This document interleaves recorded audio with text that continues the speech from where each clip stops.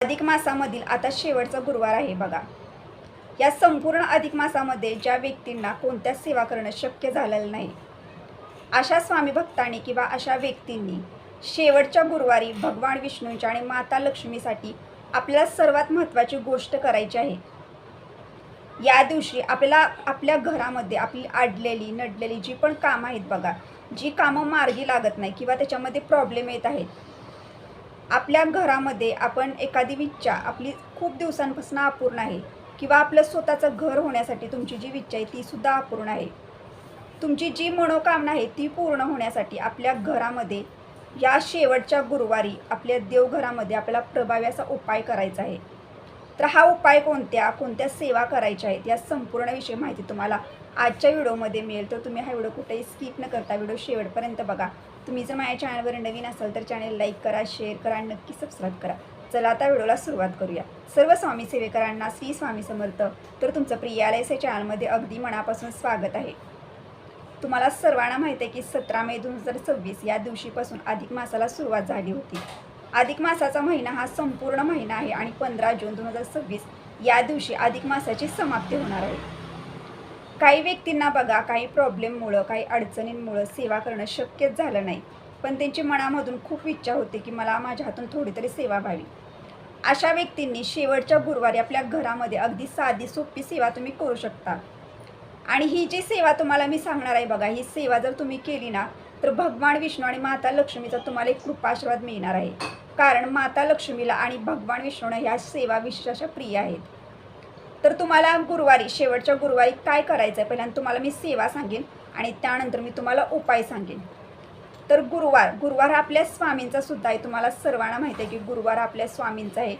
स्वामी महाराजांचा गुरुवार आहे. सर्व स्वामी भक्तांचा आवडता दिवस म्हणजे गुरुवार. हा गुरुवार आपल्या गुरूंचा वार आहे आणि त्याचप्रमाणे बघा, गुरुवार हा भगवान विष्णूंना सुद्धा समर्पित आहे. आता गुरुवारी आपल्याला सेवा कोणत्या करायच्या आहेत बघा, की ज्यामुळं आपल्याला भगवान विष्णूंचा आणि माता लक्ष्मीचा एक कृपाशीर्वाद मिळेल. तुम्हाला पहिल्यांदा सांगते की गुरुवारी तुम्हाला सकाळी लवकर उठायचं आहे. उठल्यानंतर आपली जी काही कामं असतील नॉर्मल ती सर्व करून घ्यायची आहे. गुरुवार आहे, तुम्हाला फरशी वगैरे काही पुसायची नाही, तुम्हाला सर्वांना माहीत आहे. त्यानंतर म्हणजे आपण जे आंघोळ वगैरे करणार असतो तेव्हा आंघोळच्या पाण्यामध्ये चिमूटभर हळद टाकायची आणि त्या पाण्यानं आपल्याला गुरुवारी आंघोळ करायची आहे. आंघोळ वगैरे झाल्यानंतर आपल्या दारामध्ये छोटीशी रांगोळी काढायची. उंबरट्याला हळदीचं लेपन हे न चुकता गुरुवारी करायचं. इतर वेळेला तुम्हाला शक्य नाही तर गुरुवारी न चुकता उंबरट्याला हे हळदीचं लेपन करायचं. उंबरट्याची पूजन वगैरे सर्व करून घ्यायचं आणि त्यानंतर आपल्याला देवपूजा करायची. आता देवपूजा करत असताना बघा, आपल्या देवघरामध्ये जर भगवान विष्णूंची जर मूर्ती असेल आणि जरी तुमच्या घरामध्ये भगवान विष्णूंची मूर्ती नसेल, आपल्या स्वामींची मूर्ती आहे किंवा माता लक्ष्मीची मूर्ती आहे, बाळकृष्णांची मूर्ती आहे, तर तुम्हाला सर्व देवांना अभिषेक करायचा आहे. अभिषेक तुम्हाला चुकवायचा नाही. आता तुमच्या देवघरामध्ये भगवान विष्णूंची मूर्ती नाही, फोटो आहे तर फोटो तुम्ही स्वच्छ पाण्याने पुसून घेऊ शकता. स्वामींची सुद्धा मूर्ती नाही तर फोटो आहे तर फोटो स्वच्छ पाण्याने पुसून घ्यायचा. स्वामींच्या फोटोला मूर्तीला हिना अत्तर न चुकता अर्पण करायचं. हिना अत्तर लावायचं, त्यानंतर अष्टगंध लावायचं, सर्व देवांची पूजा वगैरे करून घ्यायची. आता बघा, काही महिलांच्या मनामध्ये शंका येतात की आता देवघरामध्ये भगवान विष्णूंचा फोटोसुद्धा नाही आणि मूर्तीसुद्धा नाही, तर आपण सेवा कशी करायची. तर तुम्हाला सांगते की तुमच्या देवघरामध्ये बाळकृष्णांची मूर्ती जरी असेल ना तरीसुद्धा तुम्ही सेवा करू शकता. शेवटी बाळकृष्णांची मूर्ती हेच भगवान विष्णूंचा एक अवतार आहे बघा. आणि तुम्हाला सर्वांना माहिती आहे की स्वामी महाराज हे ब्रह्मांडाचे ब्रह्मांड नायक आहेत.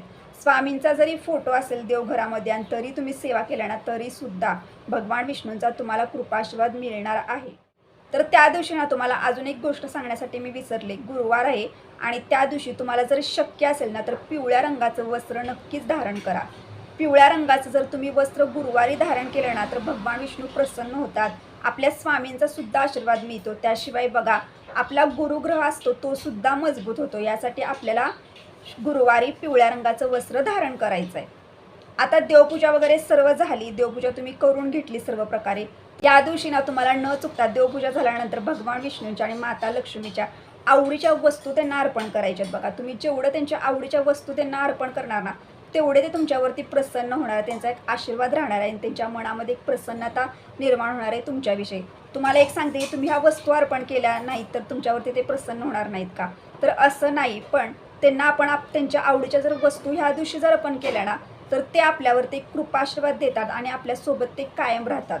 यासाठी सांगते की न चुकता गुरुवारी तुम्ही पिवळ्या रंगाची फुलं ही नक्कीच अर्पण करा.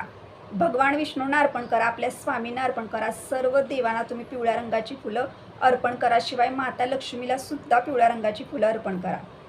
या दिवशी तुम्हाला सांगते न चुकता या दिवशी भगवान विष्णूंना आपल्या स्वामींना न चुकता तुम्हाला एक तुळशीपत्र सुद्धा अर्पण करायचं आहे.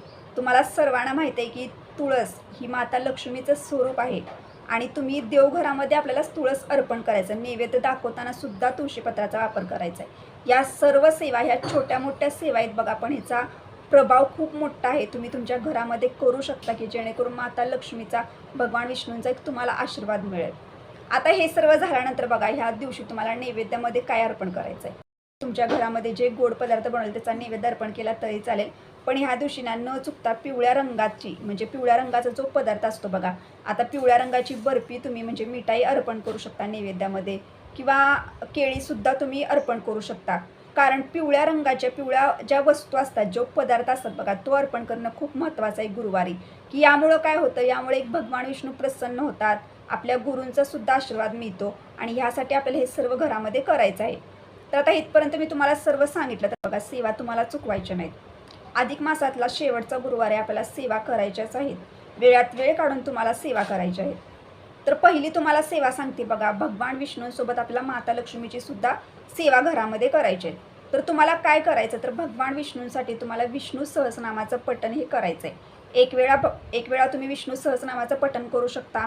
ओम नमो भगवते वासुदेवाय नमः ह्या मंत्राची तुम्हाला एक माळ करायची. त्यानंतर तुम्हाला घरामध्ये व्यंकट स्तोत्राचं पठण करायचं आहे. त्यानंतर तुम्हाला पुरुष सुक्ताचं सुद्धा पठण करायचं आहे. आणि त्यानंतर बघा, महत्त्वाचं म्हणजे तुमच्या घरामध्ये तुम्हाला श्री सुक्ताचं पठण करायचं आहे. ही जी सेवा तुम्हाला मी आत्ता सांगितली ना, ही सेवा तुम्हाला कंपल्सरी घरामध्ये करायच्या आहेत. तुमच्याकडनं भले जास्त नाही सेवा होत, पण ह्या ज्या सेवा मी सांगितल्या ना, ह्या प्रत्येकी तुम्हाला एक वेळा तरी प्रत्येक पठण करायचं आहे. आणि नित्यसेवेच्या पुस्तकामध्ये सर्व आहे बघा. तर हे सर्व आपल्याला पठण करायचं आहे. आता ह्या दिवशी आपल्या स्वामींची कोणती सेवा करायची, तर बघा, गुरुवार आहे, गुरुवारच्या सेवा आपल्याला चुकवायच्या नाहीत. तुम्ही जे दररोज नित्यसेवे म्हणजे ते स्वामीचरित्र सारामृत पठण करता, 11 माळी स्वामींचं नामस्मरण करता, ही सर्व सेवा आपल्याला नित्यसेवा आपल्या घरामध्ये त्या दिवशी करायची आहे.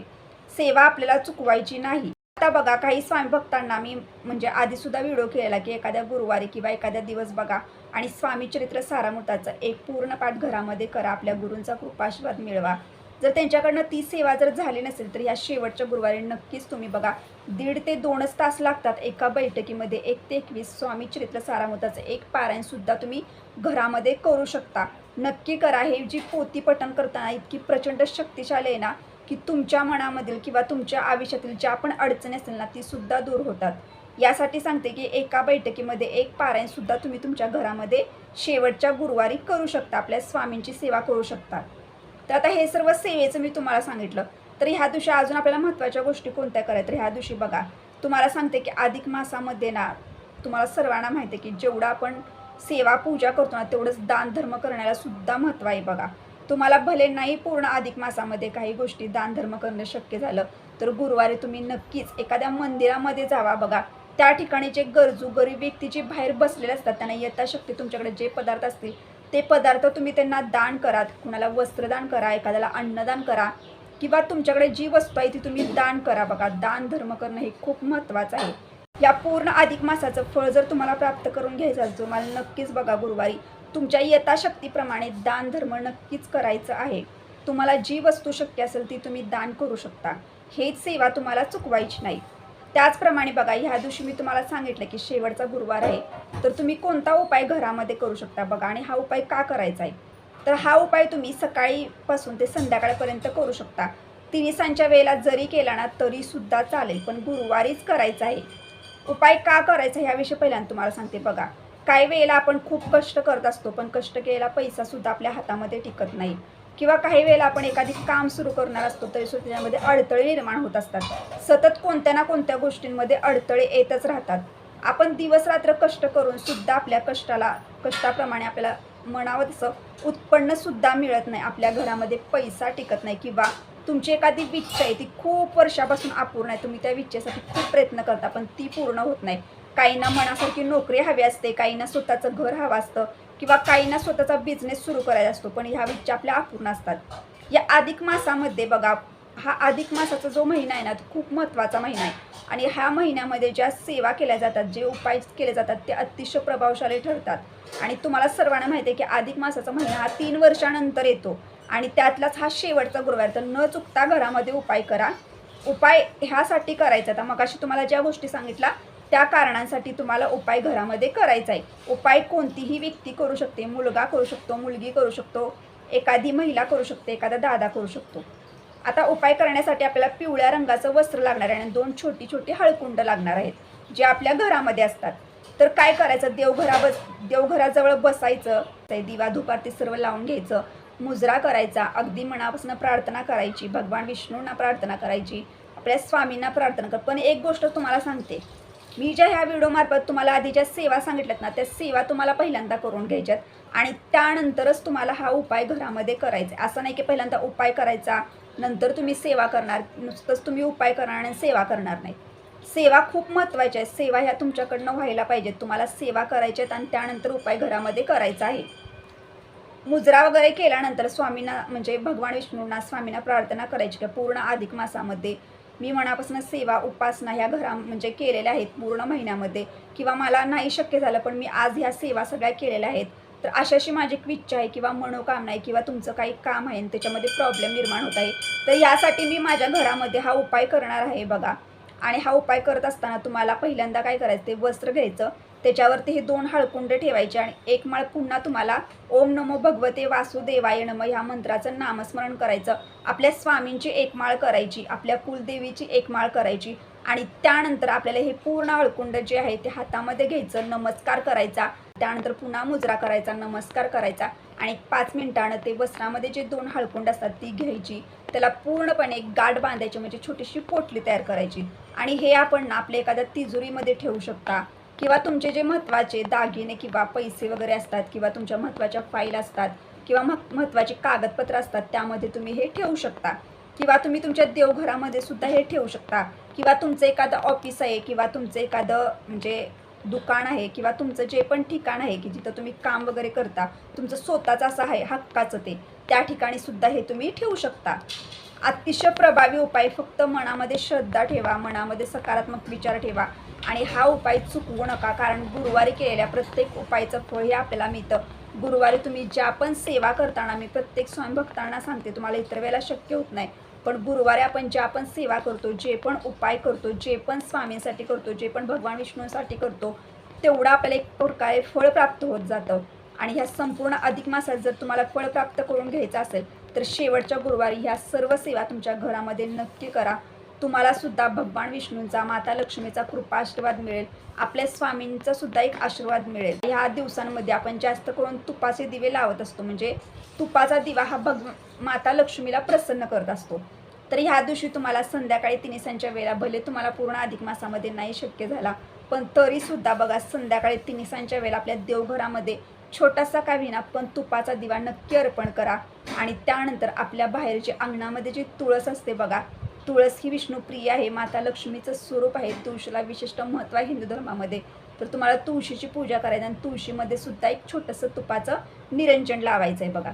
तर ह्या सेवा तुमच्या घरामध्ये नक्की करा, तुम्हाला सुद्धा अधिक मासाचं पूर्ण फळ मिळेल. अशा पद्धतीने मी तुम्हाला आजच्या व्हिडिओमध्ये माहिती दिली. तुम्हाला जर हा व्हिडिओ आवडला असेल तर लाईक करा, शेअर करा, नक्की सबस्क्राईब करा. भेटू आता नेक्स्ट व्हिडिओमध्ये. पण सर्व स्वामी सेवेकरांना श्री स्वामी समर्थ.